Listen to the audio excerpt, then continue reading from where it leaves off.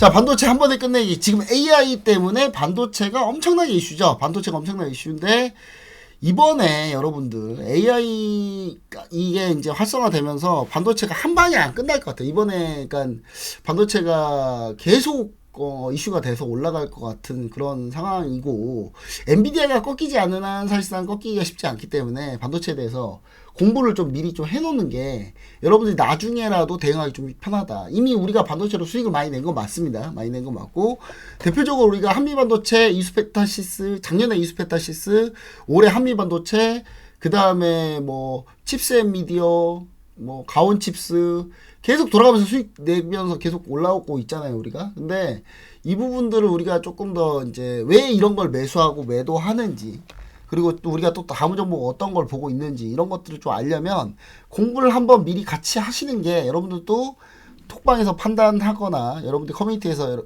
제가 올려드릴 때 내용을 판단하기 조금 더 쉬울 것 같아서 제가 요걸 진행하는 거니까 여러분들이 같이 꼭 참고하시면 좋을 것 같습니다. 자, 그럼 반도체 한 번에 끝내기 한번 해보도록 하겠습니다. 자, 먼저 반도체는요, 반도체가 뭡니까 도대체 하면은 사람들이 잘 반도체가 뭐였지? 이렇게 생각하는데, 이 전기 전도율이 전기가 통하는 게 뭐예요? 도체. 전기 통하는 걸 도체라고 그러고, 전기가 통하지 않는 거 부도체라고 하죠. 반도체는 이 도체와 부도체의 중간을 반도체라고 합니다. 그리고 대표적으로 뭐 규소, 탄소, 저마늄 물질로 만든 화합물들인데, 그런 거를 이제 반도체라고 하는데, 반도체가 왜 그러면 쓰이느냐? 원래는 반도체를 통해서 연산 처리를 하려고 하는 거예요. 연산 처리를 하려고 하는 건데, 기존에는 컴퓨터를 만들 때, 컴퓨터가 맨 처음 나왔을 때, 주로 연산 처리를 뭘로 했냐면 이 진공관으로 했는데, 진공관이 부피를 너무 많이 차지해요.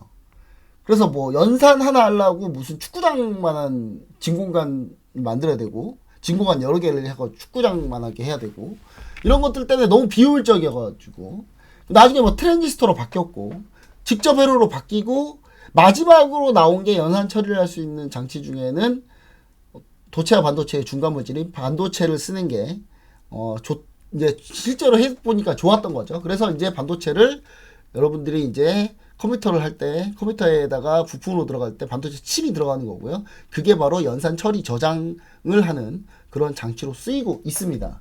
자, 그리고요. 자, 반도체는 두 가지 분류로 나눌 수 있는데, 시스템 반도체하고 메모리 반도체로 나눌 수 있습니다. 시스템 반도체는 우리나라에서 흔히 비메모리 반도체라고 하는데, 사실 비메모리 반도체란 말은 없어요.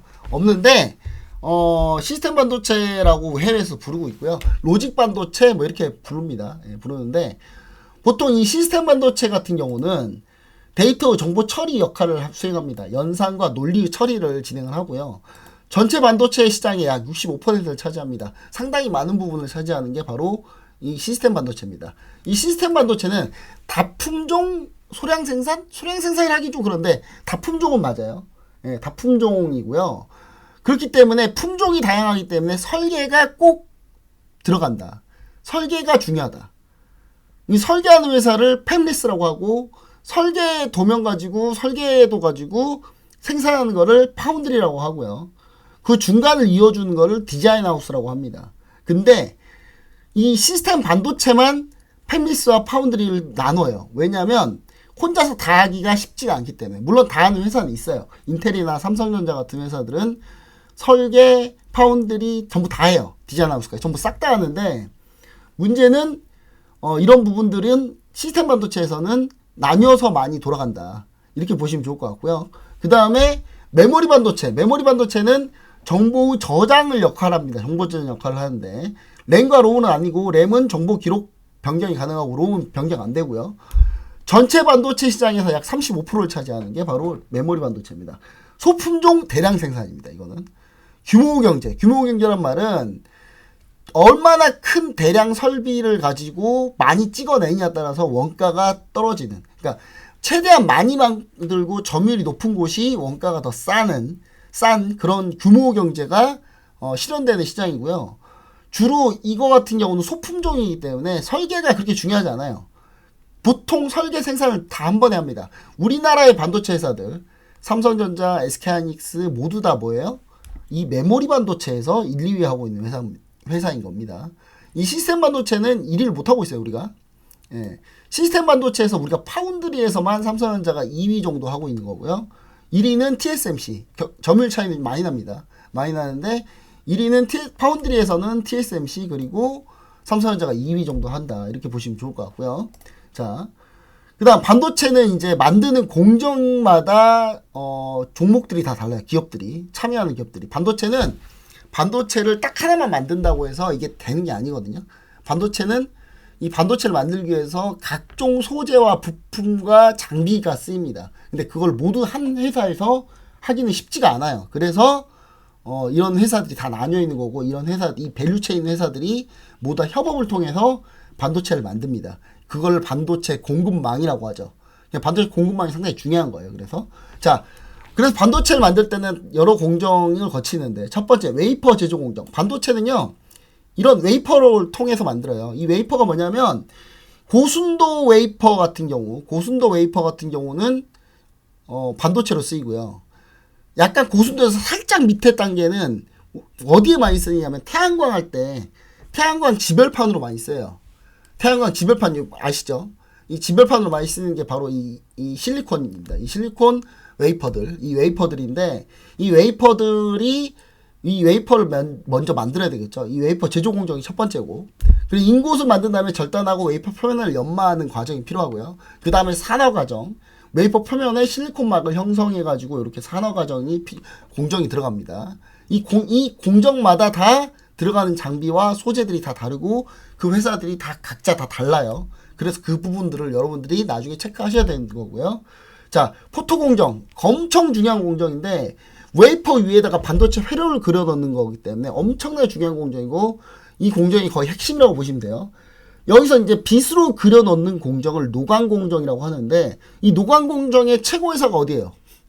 ASML. 거의 뭐 갑 오브 갑. 을인데 갑질하는 회사죠. 자, 장비사인데, 이 노광 장비를 만드는 장비사인데, 이 ASML만 만들 수 있어요. 이 장비를. 특히 익스트림 울트라바이올렛 EUV 공정에서 극나노 공정은 거의 ASML 혼자밖에 없다고 보시면 돼요. 얘네가 거의 이제 갑인데, ASML에서 장비 받으려면 거의 줄 서 있어야 됩니다. 장비 한 대에 몇 천억이에요. 조 단위도 갑니다. 그런 장비를 파는 회사고, 그런 장비를 가지고 삼성전자, TSMC 같은 회사들이 그런 장비, 인텔 같은 회사들이 그런 장비 가지고 이제 반도체를 만드는 거죠. 노광 공정을 쓰는 거고요. 우리나라가 네덜란드, 이 ASML이 네덜란드 회사인데, 우리나라 네덜란드 가가지고 윤석열 대통령이 막 외교하고 그랬잖아요. 그게 왜 하려고 했었냐면 ASML한테 장비를 우리가 좀 빨리 받으려고 했던 거예요. 물론 결과는 아무 변화가 없었죠. 네덜란드 가서 그 난리를 했는데 결국 장비는 인텔한테 먼저 줬죠. 도대체 가서 뭐 한 건지 모르겠어요, 저는. 여튼간에 회로의 패턴을 형성하는 현상 공정, 이렇게 공정들이 있고요. 자, 그 다음에 식각 공정. 반도체 구조를 형성하는 패턴을 만드는 과정으로 필요한 패턴 이외의 나머지를 제거하는 공정입니다. 이 식각은 두 가지 종류가 있는데, 습식 식각, 그 다음에 건식 식각, 이렇게 있는데요. 자, 용액을 이용해서 화학적 반응으로 제거하는 거를 시각이 아니라 식각입니다. 식각. 오타네요. 식각. 자, 습식 식각이라고 하고, 건식 식각은 반응체, 기온, 반응성 지체, 이온 등을 통해서 특정 부위를 제거하는 건데, 우리가 얘기하는 불산, 불화수소 뭐 이런 것들 있잖아요. 예전에 일본이 반도체 소재 수출 금지할 때 그거 수출 금지했잖아요. 근데 우리나라가 이거 다 국산화해 버렸는데, 이런 거 같은 경우는 사실 식각에 쓰이는 공정이다. 이렇게 보시면 좋을 것 같고요.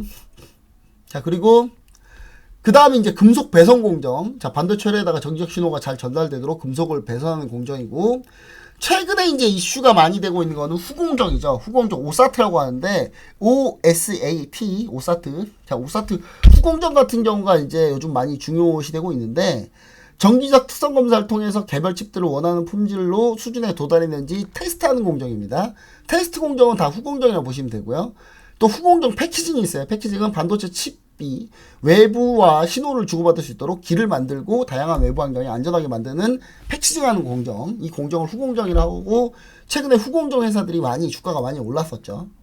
자, 그 다음에 요게 이제 반도체 제조 과정 사이에 있는 각 장비, 소재, 부품사들을 이렇게 쭉 나열해 놓은 겁니다. 예, 각 공정마다 어떤 회사들이 있는지 전부 싹 다 이렇게 해놨는데, 요거는 제가 올려드리는데, 이거는 제가 그 VIP 방에만 올려야 돼서 요건 VIP 방에 일단 올려놓을게요. 올려놓고 무료방은 제가 나중에 추가적으로 또 다시 설명을 좀 해드릴게요. 요런 회사들이 이렇게 쫙 있다. 얼마나 많은 기업들이 이 밸류체인에 속해 있는지 여러분들 확인이 되겠죠. 그리고 자, 반도체는 역할별로 또 분류할 수 있는데, 시스템 반도체 같은 경우, 그러니까 연산과 논리 처리를 하는 시스템 반도체 같은 경우는 아까 얘기 드렸듯이 팹리스하고 파운드리가 다 나뉘어진다 그랬잖아요. 팹리스는 우리가 흔히 아는 유명한 회사들이에요. 애플, 엔비디아, AMD, 구글, 아마존, 메타 이런 회사들이 각자 자기네 칩을 만들 때 자기들이 설계합니다. 애플 같은 경우도 아이폰이나 아이패드에 들어가는 그런 칩들 중에 CPU, AP 칩들, 이런 이 시스템 반도체 칩들 같은 경우는 설계를 자기들이 해요. 그리고 생산은 누가 하냐? 옛날에 애플은 누가 생산했어요?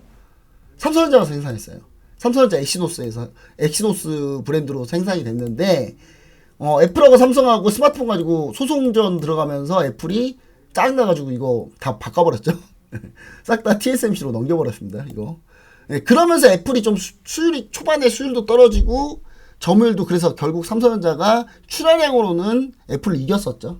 이 중간 과정에서. 삼성전자에서 TSMC로 AP칩을 넘기는 과정에서 그때 1위를 뺏겼습니다. 네, 출하량 1위는 별로 성과 없어요. 이익이 중요한 거죠. 이익은 뭐 애플이 압도적으로 1등입니다. 자, 그리고 파운드리는 생산을 전문으로 하는 회사인데, 이 생산을 전문으로 하는 회사, 그래서 이 생산망이 상당히 중요해요.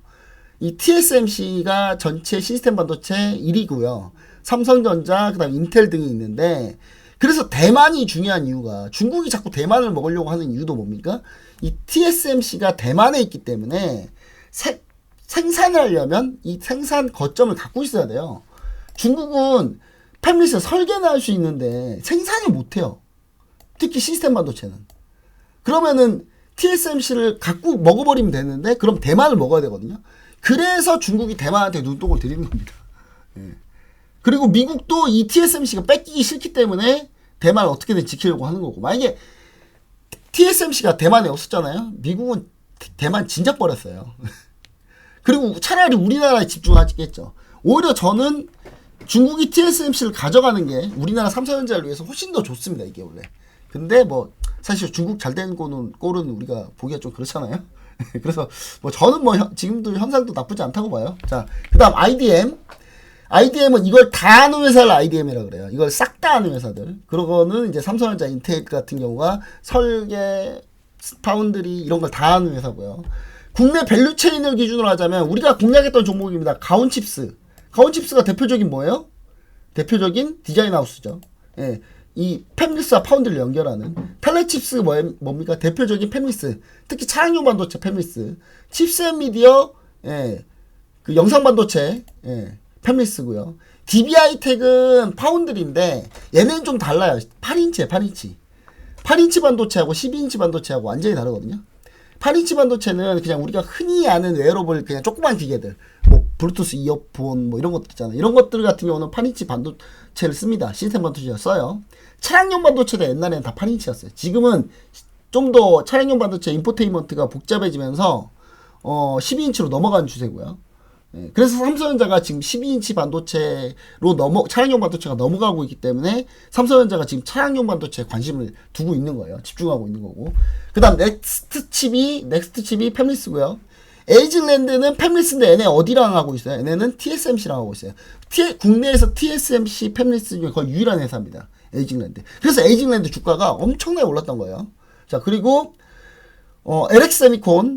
LX세미콘도 역시 팹리스고 우리나라에서 규모가 제일 큰 팹리스긴 한데, 얘네는 뭐예요? OLED 여러분, OLED도 반도체예요. 반도체가 빛을 내서 여러분 TV나 화면을 보는 거거든요.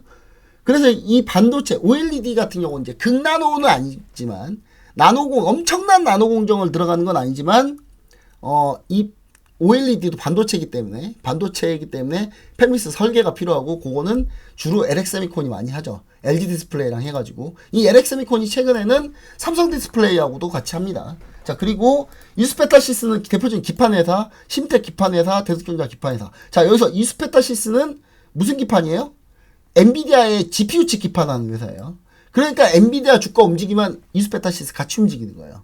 그리고 엔비디아가 만드는 요거, 엔비디아는 팹리스죠. 그러니까 엔비디아가 만드는 이 GPU 칩을 자기들이 생산 못해요.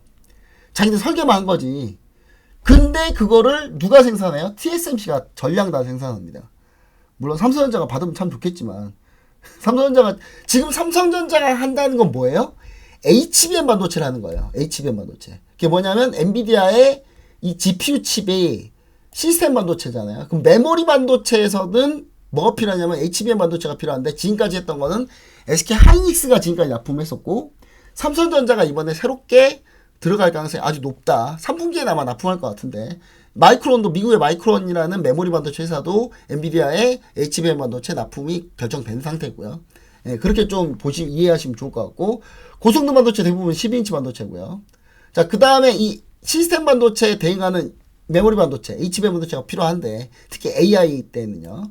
자, 이 HBM 반도체 만드는 회사가 SK하이닉스, 삼성전자. 원래 둘 다 했었는데 삼성전자가 HBM 반도체 수요가 별로 안 많아서 이 라인을 다 폐쇄해버렸어요. 그랬더니 SK하이닉스가 어부지리로 이번에 대박 난 거죠. 자, 그러면 이제 이 AI는 조금 더 세분화해서 좀 나눠보면 AI, 그냥 서버 AI가 있고 서버 AI라는 건 뭐냐면 챗GPT나 생성형 AI처럼 이렇게 우리가 입력을 하면 하나의 큰 서버 단지에서 그걸 연산 처리해가지고 답을 주는 그런 형태가 서버 AI 형태거든요.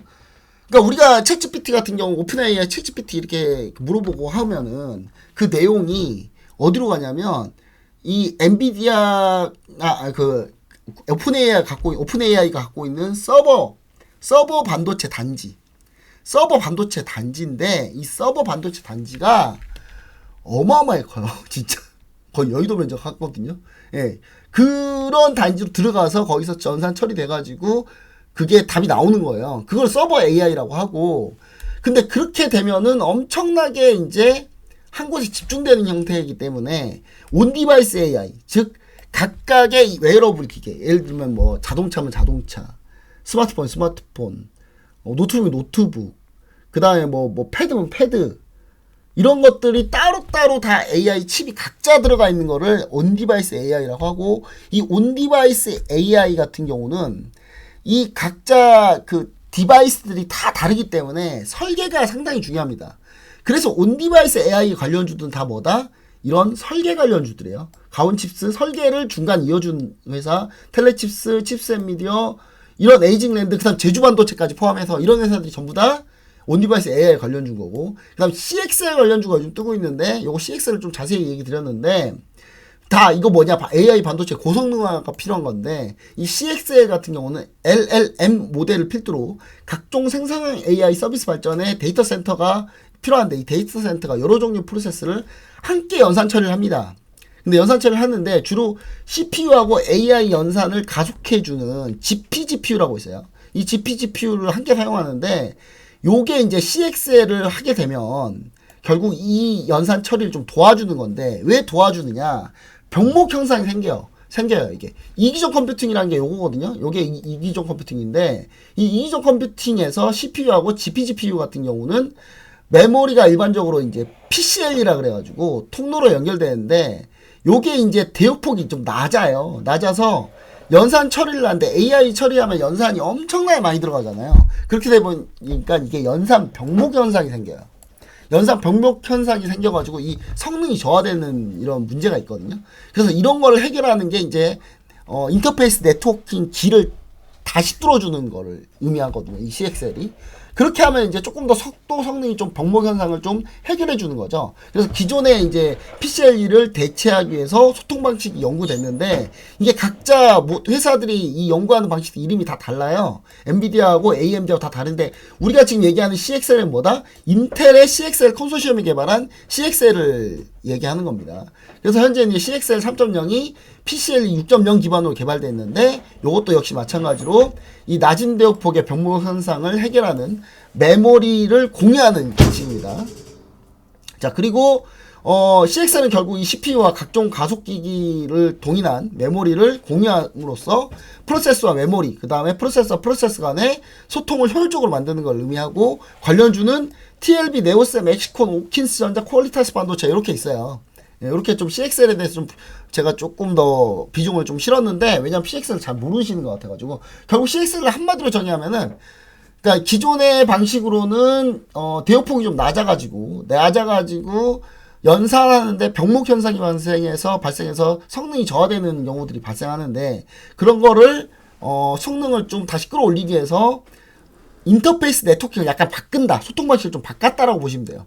그런 기술을 CXL 기술이라고 한다. 그리고 관련된 회사들은 이렇게 좀 있다, 이렇게 보시면 좋을 것 같고, 삼성전자가 CXL에 상당히 많이 공을 들이고 있다, 이렇게 보시면 좋을 것 같습니다. 최근에 이 반도체 관련된 얘기는 AI를 중심으로 이렇게 해서 정리가 다 끝났습니다. 이 부분 반드시 여러분들 체크 잘 하셔가지고 잘 보시면 좋을 것 같습니다.